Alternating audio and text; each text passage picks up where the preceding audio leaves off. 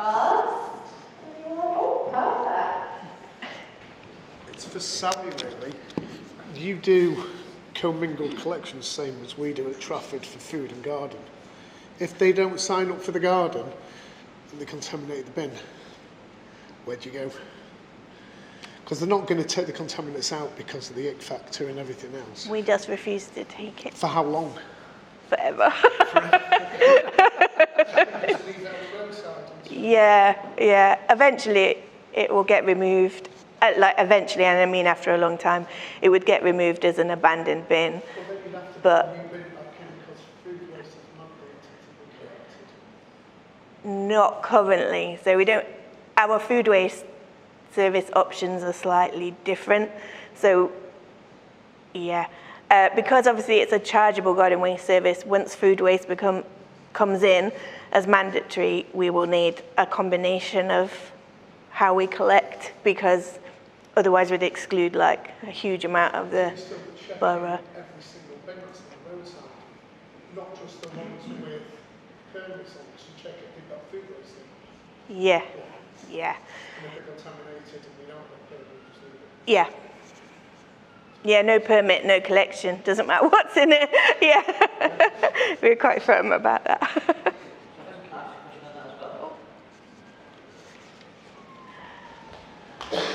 Is your service fortnightly? Yeah. Okay, so you've got a food waste fortnightly service which you'll have to change to weekly? Yes, we'll have to add stuff in to make it weekly, yeah. Okay, anyone else from the floor? Okay, so someone's asked, could we have a show of hands for authorities in the room not currently charging for a garden waste service? Okay, just 2. That's good. Not charging, yeah. Perfect. Next one. Cheshire East. What percentage uptake have you had for the 25% discounted rate, and who does the rate apply to specifically? I'll answer that one backwards. So it applies, we have a set council criteria of discounted services. Off the top of my head, I can't really remember. It's very specific and it is approved council-wide, so it's not something we decided on just for the garden waste service. And discounted subscriptions, I don't know the exact percentage off the top of my head, but it's minimal. We haven't got many. We don't actually promote it that much. So, I mean, when they go into the portal, it does mention it, but in terms of promoting it, we don't promote it that much. Tick box right at the end, isn't it? Yeah. On the terms and conditions, do you want 25% off? And I think one of the challenges throughout the implementation was to actually figure out what counts for a discount, because actually it's me putting my credit card details in, so I'm the customer. So is it me personally being on a benefit, in which case I can then get 25% discount for as many garden waste subscriptions and as many houses I want to subscribe for, or is it the actual premises that counts, and ideally you want it to be for the premises, otherwise you end up with discounts all over the place. Next question. What do you do, I think, if a household hasn't signed up but uses a service and there's food waste in it? Is that what we just answered? Yeah. What instructions do you have to the crew? It's just not to collect, leave it. Okay. How long does it typically take to get a service in motion? I don't know if this one for you, Louise. Just brought the record, haven't we? We have just done one very, very quickly. In terms of PermaServe, so we can move very, very quickly because we only require a limited data set, and we can integrate with any systems, and we do our own printing in-house, so therefore we manage the whole solution. So the maximum would be 10 to 14 days turnaround from literally artwork to delivered. In terms of in-cab and setting up from chargeable, I can't answer that, but we have just done it very quick. Yeah, so we've just done South Ayrshire in Scotland, who have the most expensive system I've ever seen because it's 58 quid, is it? And it's a 4 weekly service. It's incredibly expensive, and still selling like hotcakes. So yeah, we did that service from being a free of charge service to being a subscription service in 8 weeks. Procured through G-Cloud, no options, this is how it works, and effectively we've copied the Cheshire East system minus GovNotify, but it's got the credit card integrations in, it's got the integration to Permaserve, in 8 weeks. I don't ever want to do it in 8 weeks again, but it can be done. So no one get any ideas. Fantastic. So for Sally, did they use an external design company for the garden waste branding? Yeah, that was a yes. Okay, that was a quick one. And then Sally again. Why did you have challenges internally with your communications team to brighten up your website, and how did you overcome it? So they are very corporate, and I was told right at the start of this project by various people, you will never get the digital team to personalize the web page. It is unheard of. We've tried before, and they are just very resistant. This is our corporate image, and that's it. So we went ahead and did all the designs, and then we found the friendliest person we could find in in the digital team, and myself and PR went to them together and was like, "This is our designs. We've done like a border thing, and we've got all this, that, and the other. Will you put any of it on there?" And we kind of went with the expectation they might let us put the B on, and that would be it. And we were not even thinking they would let us do that. And they had some discussions, and we sort of sold it to them as, you know, we need to sell this service. The council's short of money. And miraculously, they were like, "Oh, go on then, we'll put that banner on, and a B, and a this." And we were all just amazed. We've tried it since for other services, and they were like, "Absolutely not." So I think they must have just liked the design, and perhaps the fact that we were like, "Look, this is actually a product we're selling," and someone somewhere cracked. So, yeah.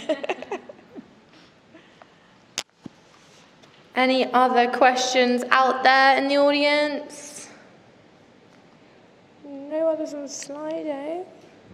Any technology questions? Obviously, we've got Louise and Tim up here, so any burning ones in that sense? Oh, I've got one now. How long does it take to automate the connection between the two services, Bartec and Permaserve? We've done it a lot of times now, and there's a very specific way in which we do it. And once the IT department speaks to our IT, it's a matter of half an hour. It's just you've got to get the right people talking to each other. That's the critical bit. And often the technology side is the bit that everyone worries about the most. And actually the reality is it's the artwork and comms that takes the longest time. The IT, you just need two people who know what they're talking about, and it's done. Artwork seems to go around the houses a little bit more, and that takes the time. Perfect. Okay. I don't know if you...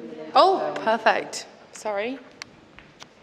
It was just what Tim mentioned earlier about text message notifications. So Coventry went live last month, and that's something that we want to kind of look to progress. So we just want to know, how easy is it? Have you got any lessons learned or other councils that we can link up to that are doing that already? No that I know is doing that at that level yet. So thank you. Yeah, I haven't got any councils doing it live yet. All the bits of technology exist. I mean, the first challenge is to know getting the mobile numbers or the email addresses and the consent to do it. So once you've got that, that's a more procedural challenge. But if you've got things like a missed bin form or anything that's getting a high traffic of people in who are actually engaged with the service, so if you're capturing an email or a phone number with some consent as part of that missed bin transaction, you can start to build up a list and then start to give them reminders. And you may want to start with something like a garden waste subscription that's potentially higher value, or bulky waste or that sort of thing, before you roll out to the big services. Even with GovNotify, text messaging is still expensive, so we're looking at things like push notifications into an app being a much cheaper way of doing it. Email's obviously free and delivers pretty much similar benefits. So that it's pretty straightforward. The other part of it, procedurally, once you've got the email address, is to know what message you want to send. So, do you want to tell people every time you've collected their bin? Perhaps not, but maybe you want to tell them if you changed their bin day, maybe you want to tell them if the truck was late, maybe you want to tell them if you contaminated. So I think one of the powerful ones would be to say, get an email or a text message to say, we haven't collected your bin today because you contaminated it. It's like an electronic version of the swing ticket, but you're in charge of that conversation. You've started it off and said, this is why we didn't empty your bin. You'd already see that on the portal, so if we went to log in to do a misbin through our portal, it would say it was contaminated and there'd be no option to raise a misbin. But if you get in first with the message, that strengthens it again. And then we've had a question come through of what's been the best resident engagement method the panel have seen for garden waste? So I don't know, as a council, if Sally, you want to start, and then Tim and Louise can add in if they have anything. Yeah, I think despite the fact that we did 2 sets of leaflets, it wasn't the leaflets. I actually think it was social media. Basically social media got the engagement on our social media posts was unbelievable. Even if it was people swearing at us, we knew that they were paying attention to the sort of information we're giving. So I'd say that was the best engagement we got, followed by the leaflets, but then a lot of people denied ever seeing a leaflet, even though they definitely arrived. But yeah, I think social media was the biggest engagement we got. You've got lots of options, and it's not a particular garden waste one, but one of the best ones I saw many years ago, actually 10 years ago now, was it's still there, we did an app for Leeds called Leeds Bins, which is a really simple name for an app. And they advertised it on roundabouts. So just on, when you're stuck in traffic on the rush hour roundabouts, there were just little posts advertising Leeds Bins with the URL. And that, we know that drove a lot of traffic to download that app. So it's a really dumb, simple thing to do. Costs you virtually nothing, but it gets a lot of eyeballs. From our perspective, I can't really comment on that, but what I can say is by having a permit, you will increase your sales because people are trying to keep up with the Joneses. So I would say having a bright, colourful permit and really promoting that on, I'm assuming, social media. That's where I hear everything from my council, so I can only talk from a resident's point of view. That's how I see things. And I know that you're obviously sitting next to me, but your campaign was so good because it was so fresh and obvious. And I think that the colours and everything were really engaging. And I always recommend people to look at yours because I just think it was really good in terms of what a resident would see. So that's the only thing I can comment on, really. Okay, perfect, thank you. Tim, do you foresee any game changers for chargeable collection services from a tech perspective? I'm not sure about game change. Sorry? We've got to be out of here by 4. I think there's a lot of things that the councils are just behind on technology, and they always have been, and probably always will be. But I think one of the things that we've got to change is the way we view how people are going to actually interact with the service. So, we're even guilty of this. We think about people sitting at a PC because we sit at PCs all day. But actually, the user experience doesn't start at a PC. The user experience starts with, I'm stood in the road in my dressing gown wondering why my bin hasn't been emptied, or I'm mowing the lawn and I think, bloody hell, I need a garden waste service. So actually, I'm going to have my phone in my pocket. Is anybody in the room taking Apple Pay or Google Pay through their websites? No, we haven't done one yet. I really, really want to do Apple Pay because it's another bit of friction that goes out of the sales process because you have to go and find your credit card. Well, I don't need to do that. I can just double click with my phone and pay. And it's faster, it's more secure, it's simpler. So why isn't that happening? I think there's a lot more going to go into resident apps. So I think that notifying people and then selling to them. It's not overt selling because you're not those kind of organisations, but it is selling because you're getting away from the old days of NI 14 where you avoided contact. You've got to actually start trying to contact people now, and there's lots of, and maybe Sally will do a TikTok.